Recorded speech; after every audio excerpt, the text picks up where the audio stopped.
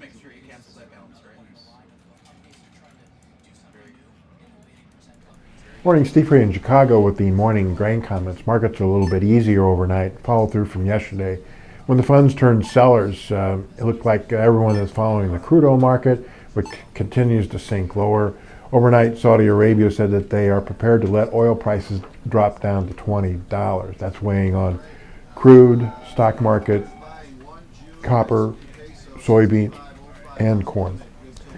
Besides that, there's also talk that U.S. farmers are selling their 2015 corn supply, especially in the West, cleaning up some of the piles on the ground, and the U.S. basis level is weakening. We've got the Outlook Conference in Washington starting tomorrow. Reuters put out a poll that said that for 2016, U.S. Farmers will plant 89.6 million corn acres versus 88 last year, and 83.3 million bean acres versus 82.6 last year. Given the large U.S. 2015 supplies, should prices go lower to force them to plant less acres? Also overnight, there was some talk that the G20 meeting is not really going to come up with a big answer to help global economy. The Kansas City U.S. Fed president hinted that the U.S. should increase rates in March. China meets on March 3rd to set their 2016 growth targets, on the agenda including supply side reform for some of their stocks that are oversupply, environmental protection.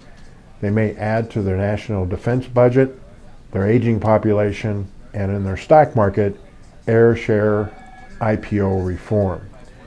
China also announced yesterday that they may toughen the standards on Canada's canola shipments, and that hurt the Canada contract yesterday in Winnipeg.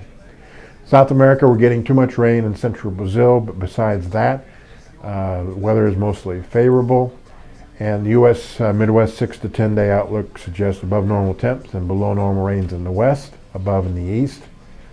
And in the 8 to 14 day, we also look for normal to above temps and normal to above rains across most of the Midwest. So we'll see if this rains, especially in the east, begins to slow down early spring field work. Traditional funds yesterday sold beans, meal, corn, soybean oil, and wheat, adding to their short positions going into the growing season. Yesterday, a friend of mine, an ADM indicator, lost his daughter. Hopefully those can take a minute to send prayers to him and his family. As always, these are my thoughts and not those of ADM or ADM Investor Services. Have a safe and profitable trading day.